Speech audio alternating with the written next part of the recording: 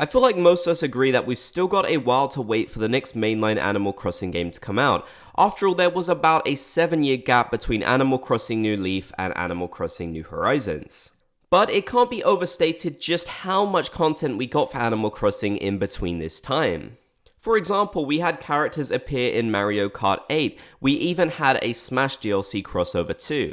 But most importantly, there were 3 spin-off games that appeared in this period of time as well. These games were Animal Crossing Happy Home Designer, Amiibo Festival, and Pocket Camp as well. Each one gave players a fairly different experience compared to the usual Animal Crossing that we know and love. Looking at how successful Animal Crossing New Horizons has been, I think it's fairly obvious that we are going to see spin-offs for it. After all, New Leaf had 3, and Animal Crossing was a much smaller franchise back then. Although we most likely won't see the next mainline Animal Crossing game on the Switch itself, I feel like it is incredibly likely that we will see a spin-off on the Switch. Nintendo has basically noted to us that they feel like the Switch is about halfway through its lifespan, so there is plenty of time for them to develop a nice spin-off or two for Animal Crossing New Horizons. So what exactly would the next spin-offs for Animal Crossing look like, and how could they work? Well, honestly, the potential feels pretty limitless. There's lots they could do to bring Animal Crossing into different genres and make it really interesting and creative. We probably saw them try their hand the most with Animal Crossing Amiibo Festival, which sadly was a pretty disappointing game. The concept of making an Animal Crossing board game that's a bit like Mario Party is actually pretty cool in theory, but it really wasn't executed very well, and it's become one of the most hated Animal Crossing games, which is really saying a lot given that most of them are generally beloved by fans.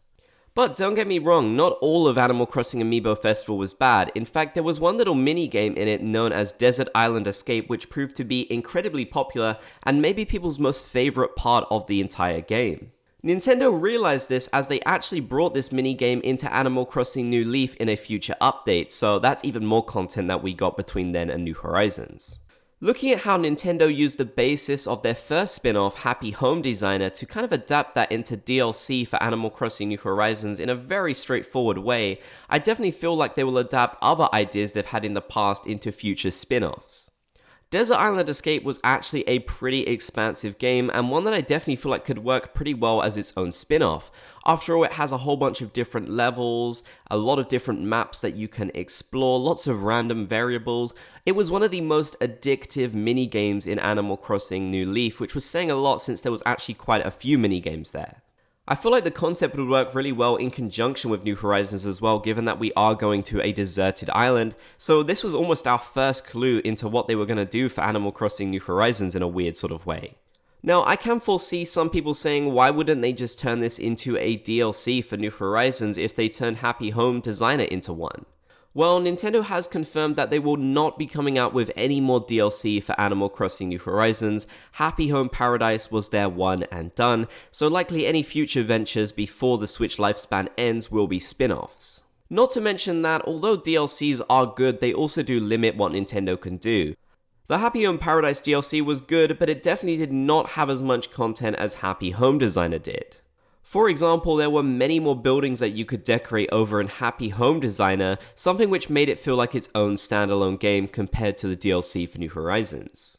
Although with that being said, Happy Home Designer still struggled really to give us enough content to justify being its own game in my opinion, so I feel like if they did come out with more Animal Crossing spin-offs, especially a Desert Island Escape-esque one, they would definitely have to do a lot to adapt it into its own game and add in a ton more content so that people feel really immersed and can spend a lot of time with it. As I mentioned, Desert Island Escape was ported over to Animal Crossing New Leaf as a little mini-game, but another one was added as well which definitely could become its own spin-off game, especially on mobile devices instead of the Switch, much like Animal Crossing Pocket Camp. This was Animal Crossing Puzzle League, which was your typical puzzle game where you've got to match up all of the different fruits to try and get a high score. And honestly, I know it might sound a little bit boring, but it was really fun, and I feel like a lot of people who played Animal Crossing New Leaf really enjoyed this one. It had quite a decent sized story mode as well, so there was definitely a lot to do and a lot of really cool rewards that you could get to use in your own Animal Crossing New Leaf town. Honestly, I cannot foresee them turning this into some kind of game for the Switch in its own right. I feel like that would be a bit cheeky, and I definitely would not want to pay about £50 or $60 or whatever it is in other countries just for a little puzzle game on the Switch. So I feel like they would have to turn this into a mobile game, sort of like what they've done with Animal Crossing Pocket Camp. Although, maybe instead of having these two as their own separate games, instead they could actually turn it into a sort of collection for the Switch full of all kinds of different Animal Crossing related mini-games. This actually happened fairly recently and I feel like everyone forgot about it, but Animal Crossing actually featured in WarioWare as a little mini-game there. I definitely feel like a game like that could be a good basis for an Animal Crossing-esque game full of all kinds of different mini-games for players to enjoy. One really interesting thing that I do want to actually point out is though, will the next Animal Crossing spin-off game look like New Horizons or will it look like Animal Crossing New Leaf? If you look at the graphics over in WarioWare, that is definitely the style of Animal Crossing New Leaf, and most likely they got this from Amiibo Festival. Even Pocket Camp is in the style of New Leaf.